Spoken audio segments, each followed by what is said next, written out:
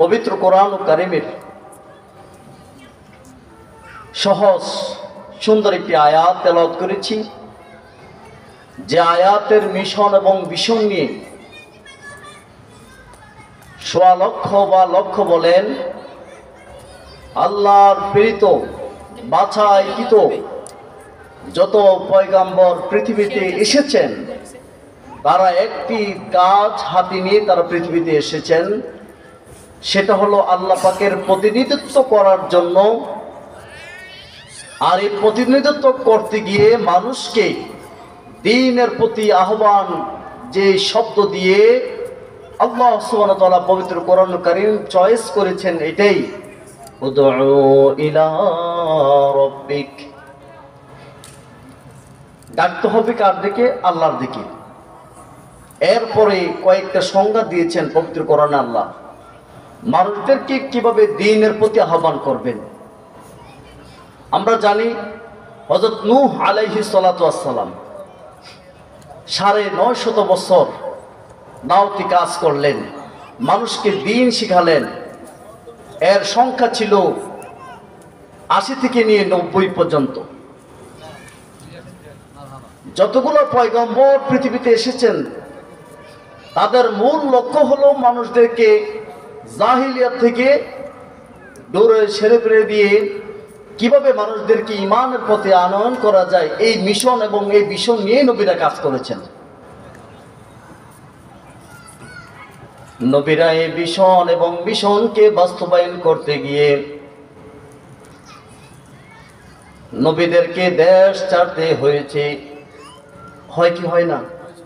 দেশ ছাড়তে হয়েছে, নিজের মাতৃভূমি ছাড়তে হয়েছে, নিজের বাসস্থান ছাড়তে হয়েছে, নিজের জাতি থেকে তাড়িয়ে দিয়েছে। এমন কোন নবী রাসূল নাই যেই নবী রাসূলের উপরে আল্লাহ পাকের পক্ষ থেকে পরীক্ষা হয় নাই। প্রত্যেকটা পয়গম্বরকে আল্লাহ সুবহানাহু ওয়া তাআলা পরীক্ষা করে করে খাঁটি সোনায় রূপান্তরিত করার জন্য বারবার পরীক্ষা করে গেলেন। পরীক্ষা করার পরে সমস্ত আম্বিয়া কেরামগণ বিজয় হলেন, আর তারা হলেন আল্লাহ পাকের মনোনীত এবং আল্লাহ পাকের বাছাইকৃত বান্দাদের মধ্যে সর্বপ্রথম। এমনি ভাবে সবচেয়ে বেশি পরীক্ষার যিনি সম্মুখীন হলেন হযরত ইব্রাহিম আলাইহিস সালাতু ওয়াস সালাম, হযরত মূসা আলাইহিস সালাতু ওয়াস সালাম, এমনি ভাবে থেকে নিয়ে আমাদের শেষ নবী নবী মুহাম্মদুর রাসূলুল্লাহ সাল্লাল্লাহু আলাইহি ওয়াসাল্লামের পর্যন্ত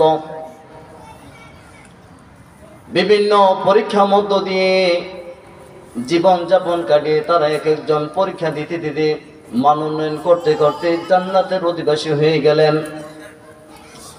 হযরত মূসা আলাইহিস সালাতু ওয়াস সালাম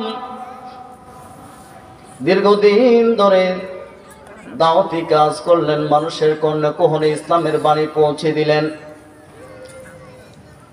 মূসা আলাইহিস সালাতু ওয়াস সালামের এই দাওয়াতি কাজ করতে গিয়ে কত বারংবার মার খেতে হয়েছে, বাধাগ্রস্ত হয়েছে। মূসা আলাইহিস সালাতু ওয়াস সালাম একটা সময় গিয়ে যখন বিরক্ত বোধ মনে করলেন, আল্লাহর কাছে ফরিয়াদ করলেন, বারে ইলাহি, আমার যতটুকু সামর্থ্য আছে সেই সামর্থ্য অনুসারে আমি চেষ্টা করেছি মানুষকে দ্বীনের পথে আনার জন্য, ফেরাউনকে দ্বীনের পথে আনার জন্য। দিন যত যায় ফেরাউন তো দিন গ্রহণ করে না, বরং আমার বিরোধিতা করে, তোমার বিরোধিতা করে। আল্লাহ, আমি মূসা তোমার কাছে জানতে চাই, তোমার প্রেরিত বান্দার উপরে এত ধরনের আযাব এবং গজব দিচ্ছে, তারপরেও তুমি কেন ফেরাউনের উপরে আযাব এবং গজব দেও না? আল্লাহ মূসাকে ডাক দিয়ে বলেন, মূসা রে, আমি যা জানি তুমি তা জানো না। ফেরাউনে কি কারণে আমি আমার পক্ষ থেকে গজব দেই নাই? মূসা, তুমি যখন জানতে চেয়েছো তখন আমাকে তো বলতে হয়। আল্লাহ ডাক দিয়ে বলেন, মূসা,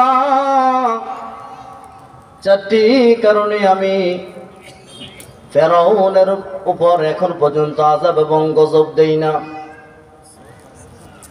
মূসা আলাইহিস সালাতু ওয়াস সালাম ডাক দিয়ে বললেন, বারে ইলাহি, এই 4টি বিষয় কি আমি কি জানতে পারি কিনা?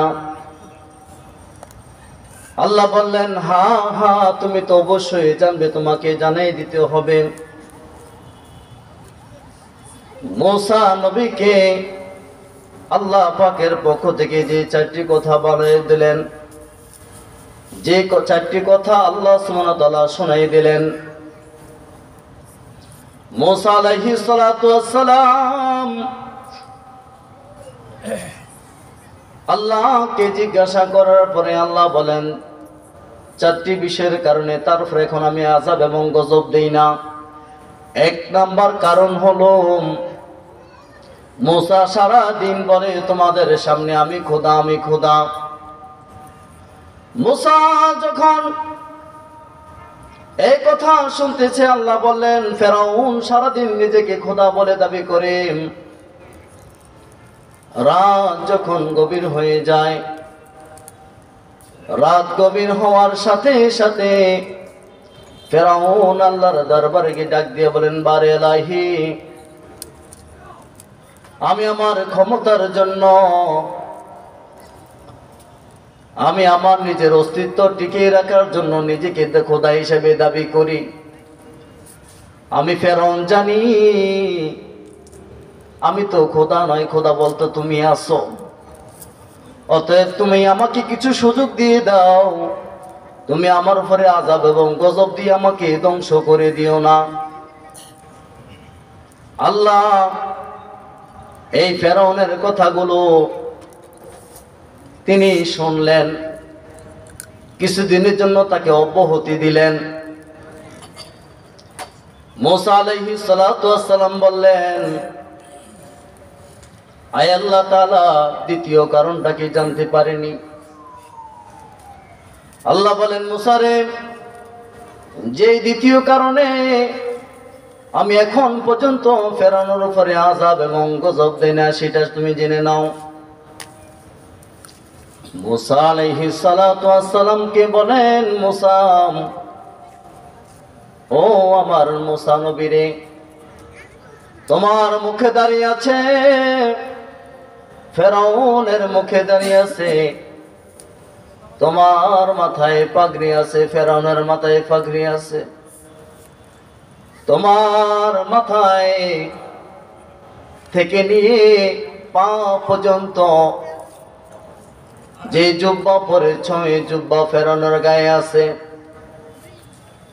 ও মূসা, জেনে নাও যে দ্বিতীয় কারণে তার উপরে এখন আমি গজব এবং আযাব দেই না। ওই দাড়ির বরকতে, জুব্বার বরকতে, টুপির বরকতে, পাগড়ির বরকতে এখন পর্যন্ত আমি তার উপর আযাব এবং গজব দেই না। হে ইমানদার মুমিনরা, তোমরা যারা এখন পর্যন্ত দাড়ি রাখতে পারো নাই, এখন পর্যন্ত লেবাস ঠিক করতে পারো নাই, একজন বেদিনের উপরে যদি এই সুন্নাহ পালন করার কারণে তাকে যদি অব্যাহতি দেয়, তাহলে তুমি আমি মুসলমানের বাচ্চা, মুসলমানের ঘরে জন্ম নিয়ে তাহলে কেন আল্লাহর এই আযাব এবং গজব থেকে আমরা রেহাই পাবো না? এরপরে আল্লাহ ডাক দিয়ে বলেন, মূসা রে, 3 নাম্বার কারণটা শুনে নাও। যে 3 নাম্বার কারণে আমি ফেরাউনের উপরে এখন পর্যন্ত আযাব এবং গজব দেই না। মূসা আলাইহিস সালাতু ওয়াস সালামকে ডাক দিয়ে বলেন, মূসা, রাত যখন গভীর হয়, এতিম বাচ্চারা আমার কাছে দুহাত ফরিয়াদ করে, আল্লাহ তুমি আমাদেরকে খাবারের ব্যবস্থা করে দেবে। লিল্লাহি তাকবীর, নারায়ে তাকবীর। বিশেষ মেহমানের আগমন, শুভেচ্ছার স্বাগতম। বিশেষ মেহমানের আগমন, আলিয়ান্সের সবের আগমন, শুভেচ্ছার স্বাগতম। প্রথম পাড়ার পক্ষ থেকে লাল গোলাপ শুভেচ্ছা, লাল গোলাপ শুভেচ্ছা। পাড়ার পক্ষ থেকে নারায়ে তাকবীর, আল্লাহু আকবার। 1 মিনিটে চেষ্টা করবো শেষ করে দেবো ইনশাআল্লাহ। যেহেতু মেহমান আসছে, কথা বললে এটা বেয়াদবি হবে।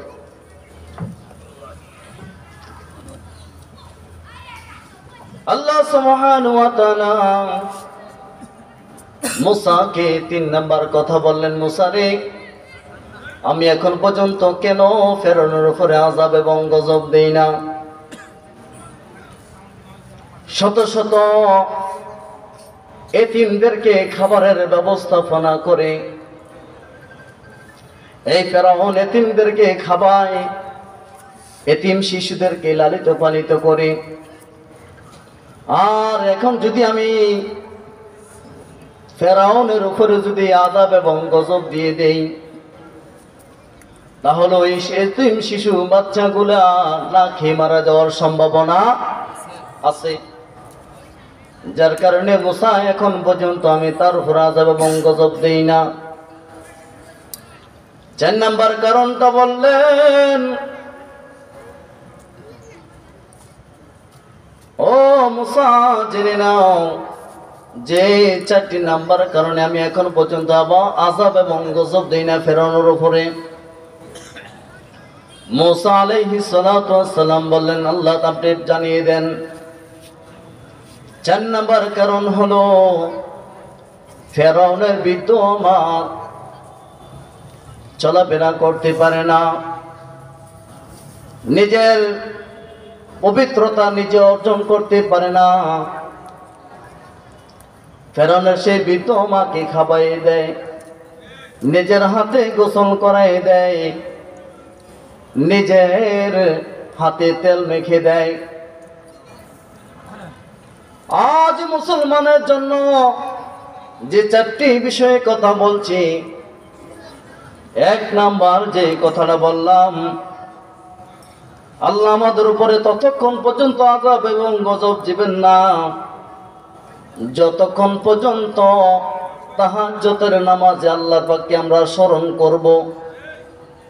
ফেরাউন যদি স্মরণ করে অব্যাহতি পেয়ে যায়, তাহলে আমি আপনি একজন ইমানদার মুমিন হয়ে মুসলমানের ঘরে জন্ম নিয়ে কেন আমরা অব্যাহতি পাবো না?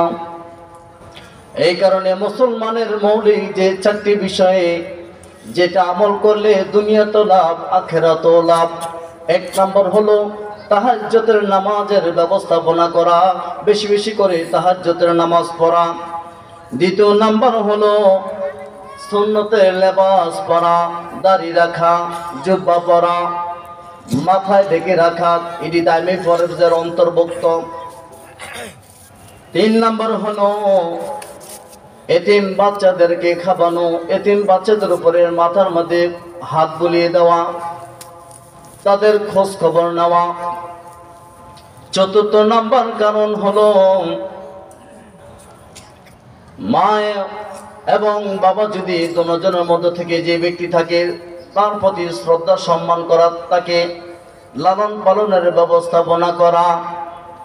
এই 4টি আমল যদি কেউ যদি করে, তার দুনিয়াতেও কল্যাণ আখিরাতেও কল্যাণ।